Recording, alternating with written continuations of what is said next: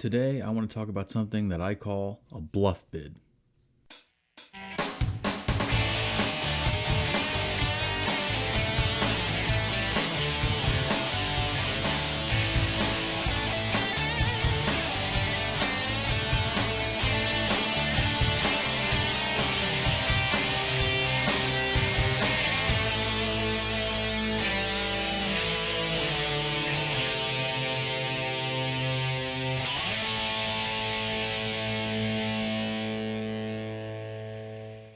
What's up, everybody? Welcome back to the Guitar Gear Trader channel. I'm Steve, coming at you from Nashville, Tennessee. As always, thank you for being with me. Thank you for watching the channel.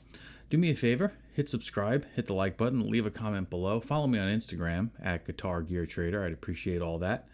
Today on the show, I want to talk about a little thing that I like to do that sometimes bites me in the butt and sometimes really works out in my favor. So if you've been following the channel at all, you know that I have a real love for certain guitars. And there's one guitar that I always feel like is a linchpin in my guitar collection. That it's a guitar that I have to have in the collection, or else I feel like my collection isn't complete. And that guitar is always what I think is the elusive Gretsch White Falcon. So over the years, I've had a bunch of different Gretsch White Falcons in my possession. I've had double cut ones with center blocks. I've had fully hollow ones with Bigsby's. I've had fully hollow ones with trapeze tail pieces. And I've loved them all. I've enjoyed having every single one of them. But there was always in the back of my head the fact that every one of them that I owned was always not American made. They were made in Japan. Now, absolutely nothing against Japanese-made guitars. They're fantastic. All the Gretsch White Falcons I've ever had, all of the 6120s I've ever had, all of the 6119 Tennesseans, Country Gentlemen's, Chet Atkins, Nashville's, whatever it was. All of the Japanese ones I've ever had were phenomenal guitars. The build quality is second to none. But for me, I really, really like to have American-made stuff. And there's only one guitar that I have currently that is not an American-made guitar, and it happens to be a Gretsch. It's a Gretsch George Harrison Duo Jet limited signature model, and I absolutely love it. And would I really love to have an original 50s Duo Jet? Maybe in the future that's something that could actually happen, but for now I have the Japanese-made signature model of that. I sold or traded a White Falcon a couple of weeks ago, or a couple months ago actually, for a really, really special guitar that I have in my collection now. I'm a big fan of Firebirds, and I traded 3 guitars for 1 guitar, and that's in a previous video. I traded a 70s Gretsch Country Gentleman. I traded a newer, like early 2000s White Falcon, Japanese-made White Falcon, and I cannot remember what the third guitar. Oh, it was a custom shop Firebird, custom shop Gibson Firebird, non-reverse Firebird with 3 P90 pickups, and I traded all 3 of those guitars for a 1972 Medallion Firebird. That was all original, had a neck crack in it, but it was repaired many, many years ago, and this thing is. It's one of my prized possessions. I absolutely love this guitar. So I have no regrets about trading those guitars. But that White Falcon, I've had so many of them, and they always seem to be on the trading block. And it's probably, and most definitely is, because all the ones I had were not American made. So I've been on the hunt for an American made White Falcon for many, many years. And I've gone to a couple of guitar shows recently, especially here in Nashville. There's one called the Amigo Guitar Show. It's held every May. And people come from all around the country to shop for and sell guitars at these shows. They travel around the country. They go from California to Texas to Nashville to somewhere else on the East Coast. And it's a huge guitar show. They set it up in the Ag Center here in Franklin, Tennessee. And it's the best of the best guitars that you'll ever find. they're starting to get really, really overpriced, in my opinion, and it's starting to get almost, untouchable, certain guitars. I've gotten lucky to where I've gotten a lot of the stuff that I have in my collection over the past 5 years, and I've seen the ups and downs of these prices. But a couple years back, I went to the Amigo Guitar Show and I saw an American-made 70s Gretsch White Falcon that was like $4,500, and at the time, I thought it was a decent price. I just didn't have $4,500 to blow on a White Falcon at the moment. Especially when I already had a really good Japanese one at home. So I've been on the hunt. I've been on Reverb. I've been on Facebook. I'm always looking. I wasn't like actively searching out White Falcons at the moment, but it's always in my search. I have like a favorite searches, and there are certain guitars that if they pop up as a new listing, it'll get sent to me as a notification that there's a new one listed and something like that. But for some reason, I don't know why, I wanted to go on Reverb and just check out American-made White Falcons. Probably, and now that I think of it, probably because I traded one away and now I don't have one. Right, I'm sitting in my collection room here, which is getting an upgrade. That's going to be an announcement later on.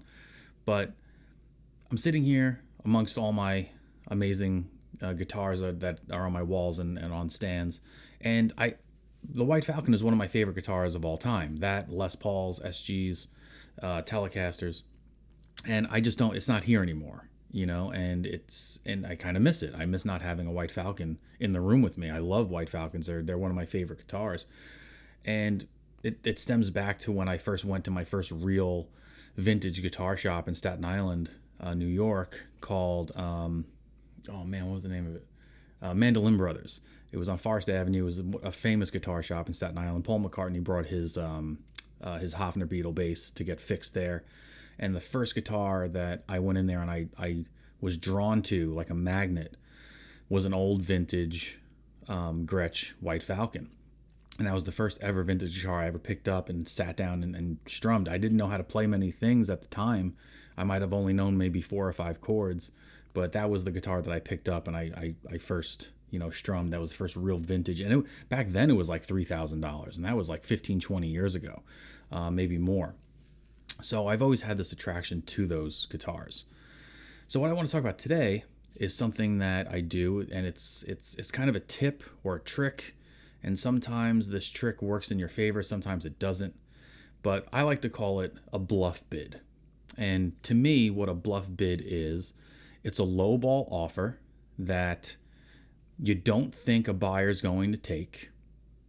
And when they do, you're either ecstatic or you're scared crap because you don't have the money to pay for it. So I've done this a bunch of times, and I can only remember off the top of my head one time calling the seller because he accepted my lowball bid on a guitar, and I was like, dude, I am so sorry.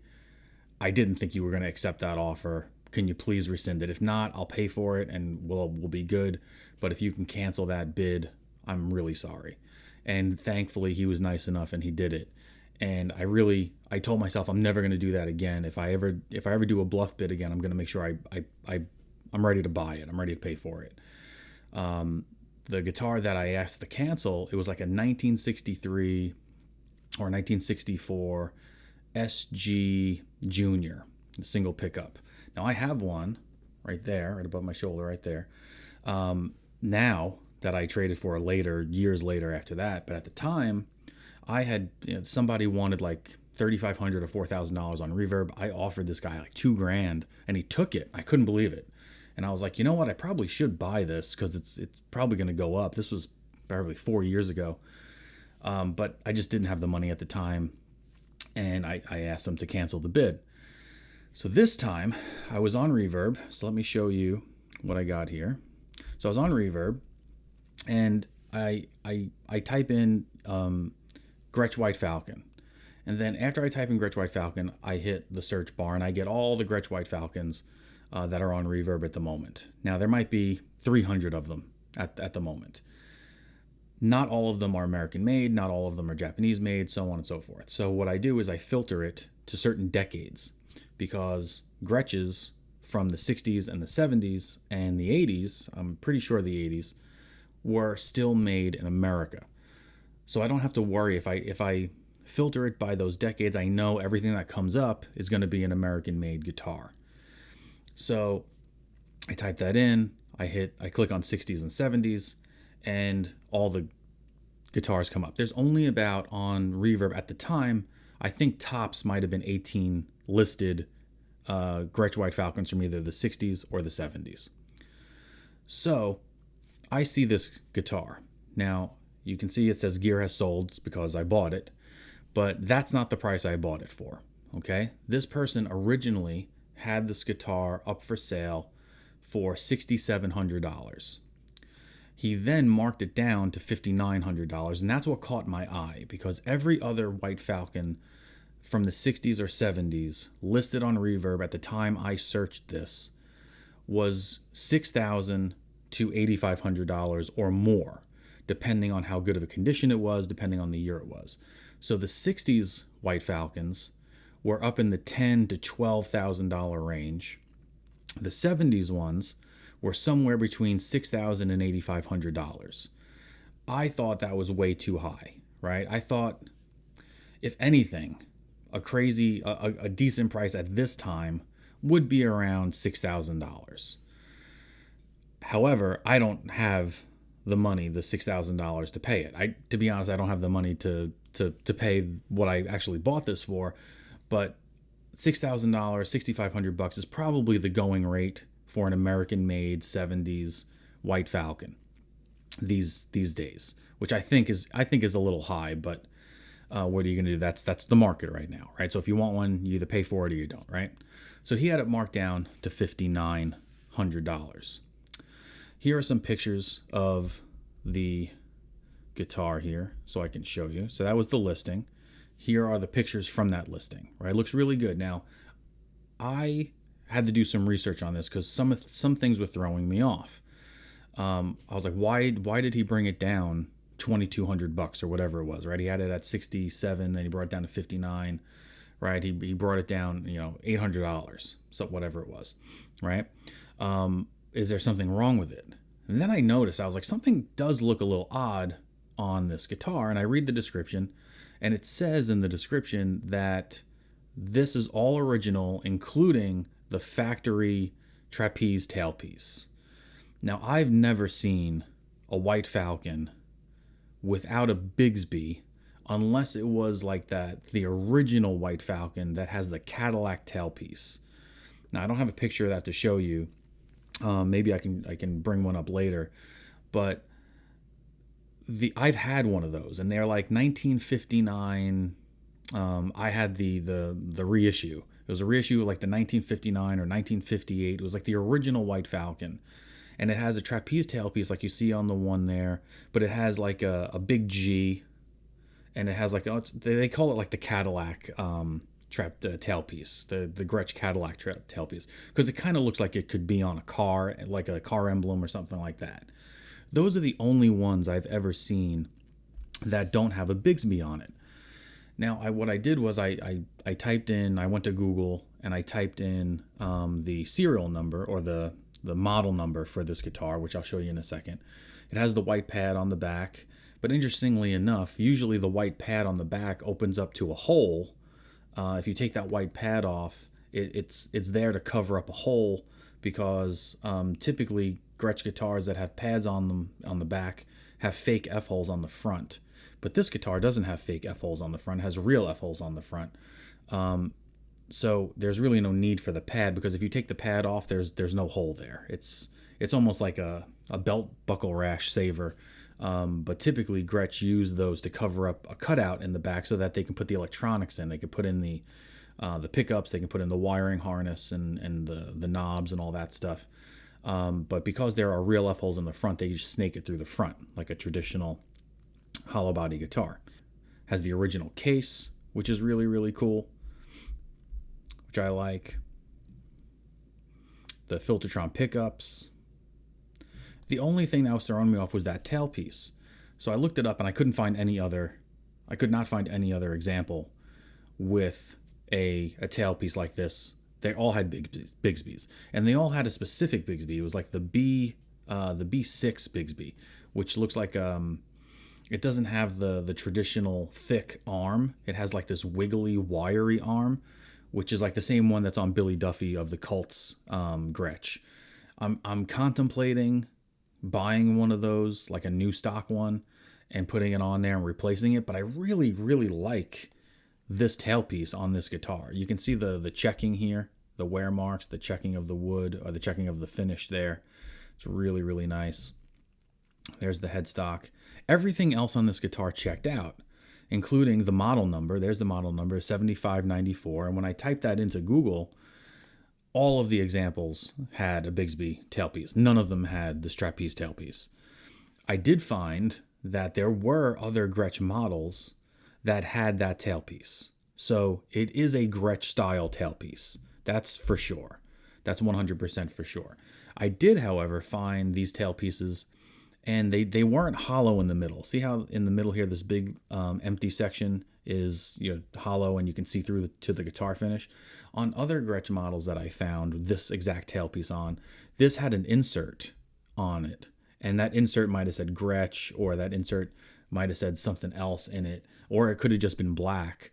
But that was the only thing that kind of threw me off. But the seller, which is Joe's Vintage Guitars, mentioned it in the description that this was from the factory, all original, trapeze tailpiece. And back in the day, you could custom order guitars way easier, I think, than you can custom order guitars now.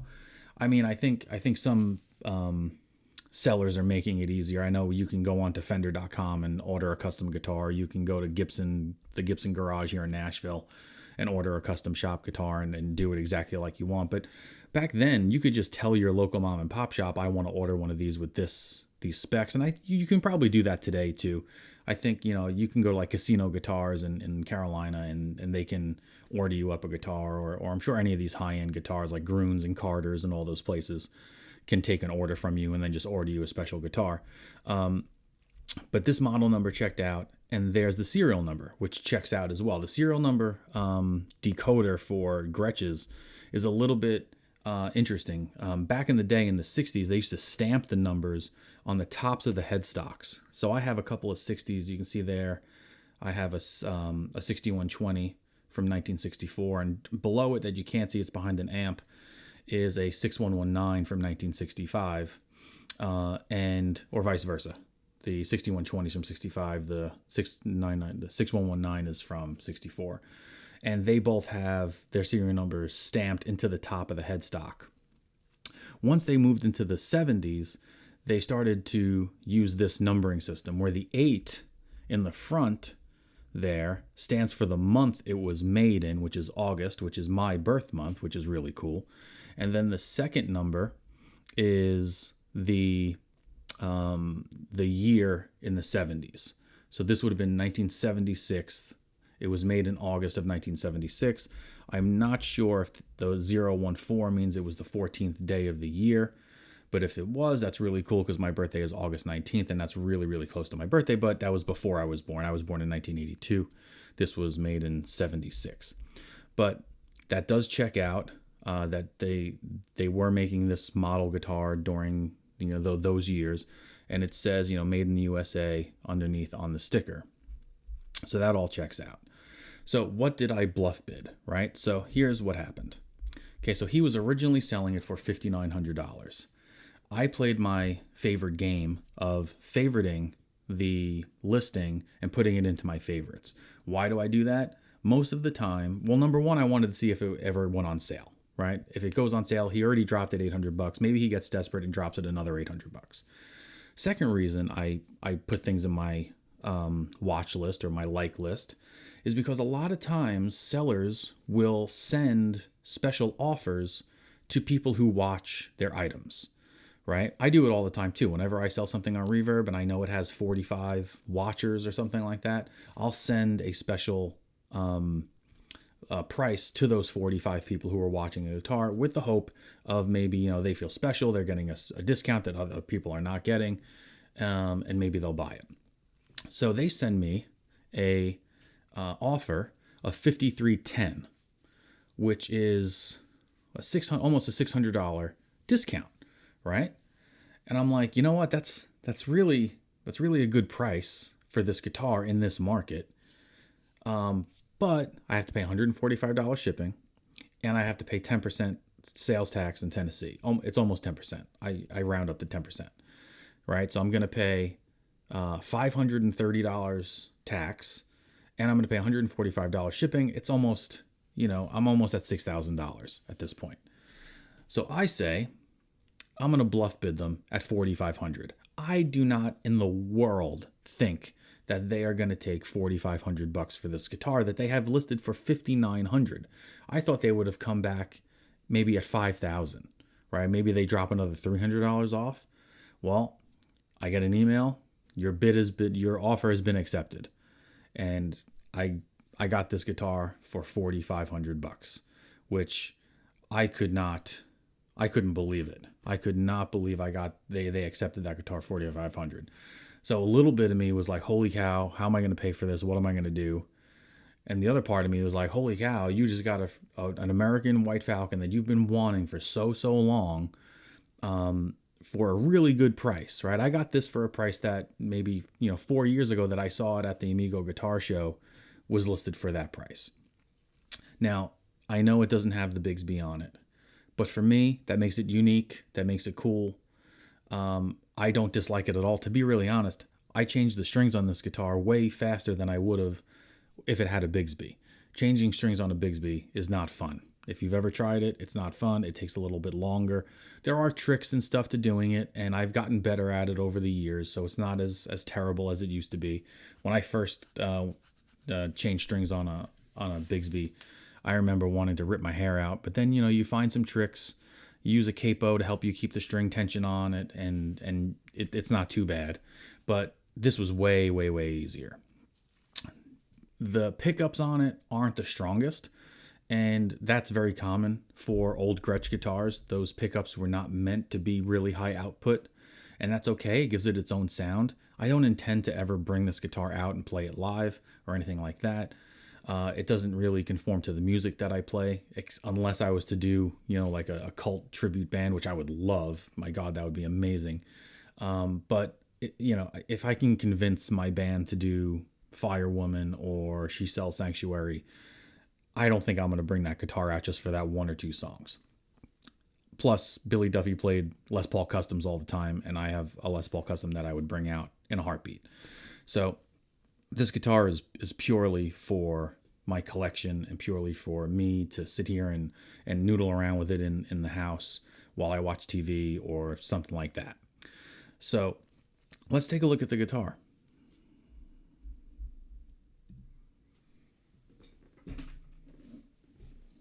So here she is. I absolutely love this guitar. Love, love, love this guitar. It's got your two Filtertron pickups. It's got the gold binding, like they always do, along the fretboard, the headstock, the body. Now, if you have ever played or looked at older Gretsches from the 60s and 70s, mostly the 60s. Every 70s one I've ever had, and I've had two or three, none of them really have the binding issues that the 60s ones have. 60s Gretsch guitars, the binding falls out of them. Something happened with the manufacturer of the binding back in the 60s, the chemicals in the product that they used. When the binding reacts with something in the case, I'm assuming it's the stuff in the case, because I have a couple of 60s ones on the wall there, and those are played. Those are really well played guitars, and their binding is not bad at all. So I think it's because they sit in the case, and whatever's in the case reacts with the binding, and the binding falls out. But on the White Falcons, it doesn't seem to be as much of an issue because the binding is different. See if I can get an up-close shot. This binding is basically what they used to wrap drum kits in. So Gretsch, back in the day, and they still do, they still make drum kits, but back in the day, they were a pretty big drum maker. And this gold foil binding is the same stuff that they use to wrap their drum sets in, where the traditional binding that they put on like the Chet Atkins models or the Tennesseans or the Country Gentlemen's, I don't think it's the same material as this stuff. I want to say it's a little bit different, like a plastic, where this is more. I don't know. I couldn't tell you what the difference is, but I just don't think it's the same chemical structure, because you don't seem to see the binding rot, that's what they call it, binding rot, in White Falcons as much as you do in the other models that don't have the gold foil, right? Very typical of 70s Gretsches is to have this plate in the back. So if you see this plate in the back of a Gretsch, it's not because this is a bolt-on neck. This is where they hide the truss rod adjustment. So if you take this off, there will be a little hole there that you can put a tool in, and you can adjust your truss rod there, right? They don't have the truss rod underneath here like a fender, and there's nowhere up here to have a truss rod adjustment. So they actually put it in the back. Like I said before, this, if you remove this, there's no hole there, right? You can see how the coloring is a bit different. It's a little bit more wider behind there. Normally, if you were to take a Gretsch that has the fake F-holes on it. In fact, let me grab one for you. Okay, so this is my 1965 Gretsch 6120. Love this guitar. I'm a big Beatles fan, and there was one picture of John Lennon playing one of these, so you have to get it, right? But in the back here, okay, here's the pad. And if I take the pad off, you see a big hole. Okay, and that big hole right there, there's supposed to be a piece of plastic around it, but the person I bought this from lost the plastic. You can see there are screw holes all around here. It's supposed to hold a piece of white plastic that goes over it, but he lost it, so no big deal. But that hole is so that they can put all the wiring and electronics in, because on the front, these F-holes are fake. They're not real, they're just painted on. So it's a hollow body guitar, but in order to fish all the electronics, they need the cavity in the back, where this has traditional F-holes. So they don't have to do that. They can just wire this up like an ES335 would be wired or anything like that. Okay, but it does have the block inlays, does have ebony fretboard. Pretty sure it's an ebony fretboard. Yeah. And it's got a cutoff switch, your master volume over here. You have your tone and volume for the independent pickups, but this is a master volume up here.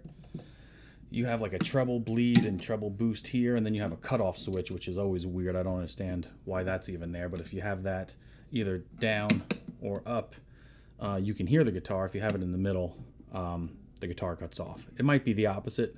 If it's in the middle, you hear it, but whatever. It's a cutoff switch. So you can do kind of cool, like, right, kind of things with that, which is pretty cool. The only thing that's wrong about this guitar is, I don't know if you can see it, but the strap lock is bent pretty bad. Oh, I just hit my Martin. Okay, the strap lock is bent pretty bad. I've been trying to get this off by hand, and it has not been able to come off. But again, I'm not too keen on taking that out anyway. But what do you guys think? Do you think I should put the Bigsby on it? The B6 Bigsby? So this is the Bigsby I was talking about, that has like the wiry handle on it. And that's what these usually have. All right, so if I were to go and type in Gretsch 7594,